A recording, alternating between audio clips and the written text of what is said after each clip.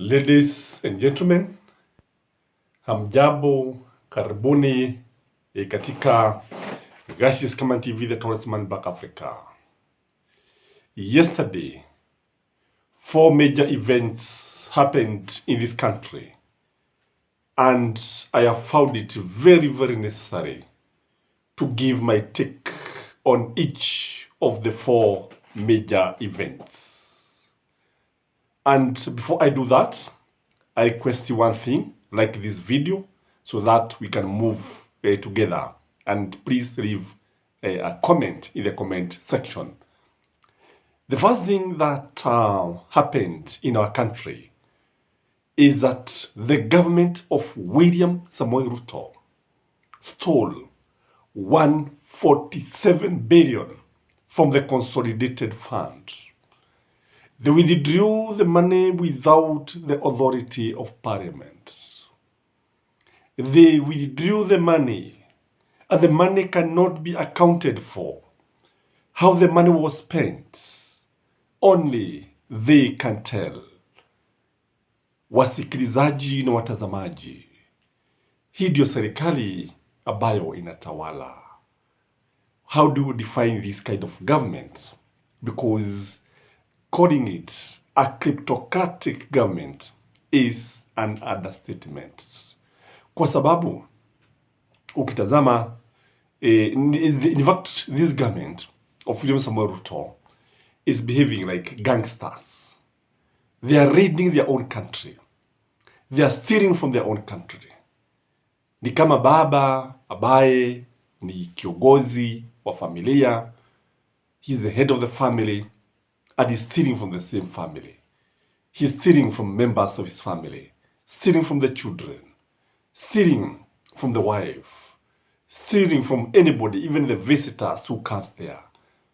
So where does the government get the guts of withdrawing money from the consolidated fund without parliament providing this money? Because actually it is parliament that should allocate this money through the budget committee that is headed by day.Gachie.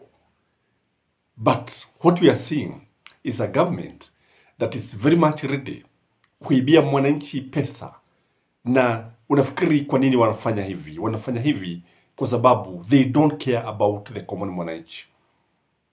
Haya ni yale ambayo tuliambiwa na Uhuru Muigai Kenyatta: bili yangu nusu ya mwananchi na nusu yako. This is what is happening. This is happening because these people are looking for money for 2027 general elections. They want to spend a lot of money. They want to buy loyalty. They want to buy votes. That is why they can afford to withdraw 147 billion. Well, that's a lot of money, by the way, ladies and gentlemen. It's a lot of money. So, ukiangalia watu wanalipa kodi, the government is following people and forcing people to pay taxes, alafu pesa hizi zinaibwa zote. What a shame. It is very, very shameful for such a thing to happen in a democracy. The second major thing that also happened is that the court stopped the payment of school fees by national schools through eCitizen.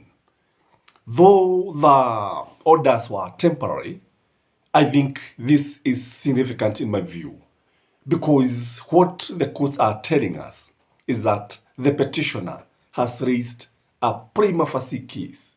The petitioner has raised an arguable case. The petitioner has raised issues that concerns everybody, because it is only the Kenya Pidecas, the Kenya Kwanza Pidecas are the only one who are supporting this idea. Because you cannot tell people, you cannot tell parents to pay money through eCitizen, and then the principals in high school to be waiting for the government to send this money into the school's account. We know that the government has been very, very inefficient. We know that the government is even finding it very hard, very difficult to send money to the devolved governments. They are getting it rough, they are crying. Some county governments have not paid people their January salary. Others, December salary. We are in February. So that is significant in my view. And what this means is that the court is not about to give in to the executives. This tells you that huu mvutano, huu mgogoro kati ya serikali ya William Samoei Ruto na mahakama ya Koome utakuwa something that you are going to watch, something that you are going to wait, and we don't know who is going to blink first. And the courts are ready for a fight. They are daring William Samoei Ruto. They are not ready to bootlick the executive.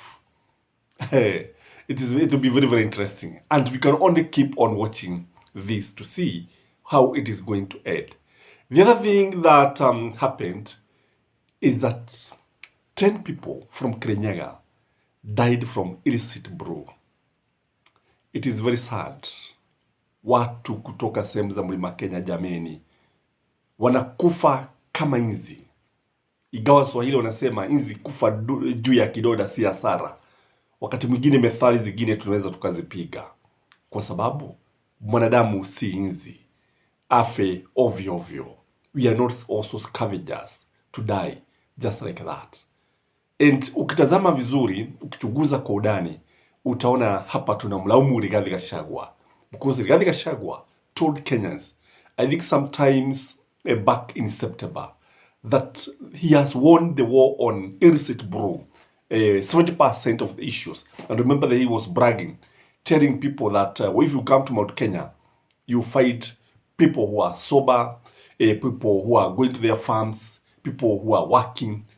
And again in December, he declared that he had won the war, the illicit brew war in Mount Kenya. Vita vya kupambana na vileo, pombe haramu. Some of them have very funny names. I saw one, Kill Me Quick. No, madness of the highest order.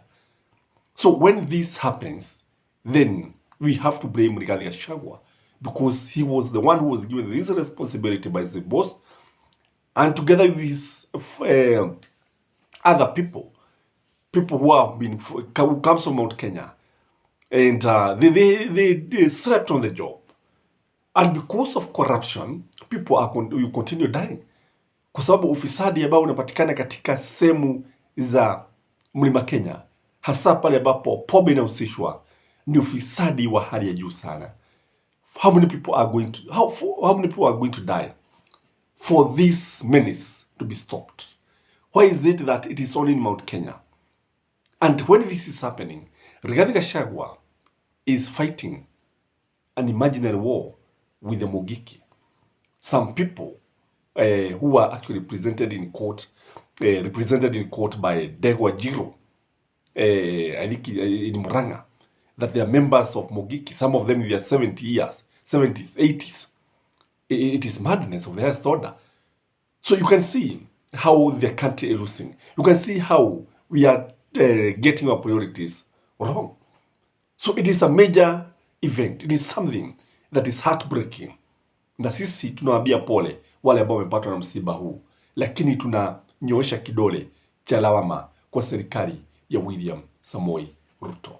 Something else that happened, and it is worth also noting, is that people in Buret were demonstrating and were tear-gassed. This is very interesting because Buret is in William Samoei Ruto's stronghold. And the reason why they were demonstrating against the government. Poor services. Hakuna kitu wanapata, wanalamika. So you can see that the crowd are gathering everywhere. And when the storms come, do you think the government is going to hold this storm? Do you think the government is going to stop this storm?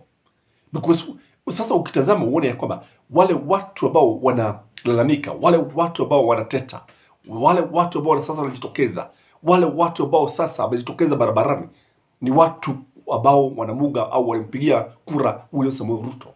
Ni watu ambao ukiwatazama, ukiwachunguza kwa undani, utaona kwamba ni watu ambao walikuwa katika mstari wa mbele kuipigia debe serikali ya William Samoei Ruto, the Doyen, as he is popularly called by his close friends.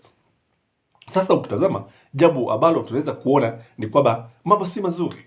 That's what is coming out. That when you look at what is happening, you can only conclude that William Samoei Ruto and Rigathi Gachagua has lost this game. They have lost this game even before we go to 2027. Because if they are complaining and they come from the president's backyard, what about people from the other community? So, ladies and gentlemen, those are the 4 major events that happened. I know there are others. Maybe you can write in the comment section. Maybe in your area. Maybe we don't notice all of them because we keep on moving here and there. And may you have a blessed day. Keep pace, keep watching, and subscribe to our channel if you have not. Bye-bye.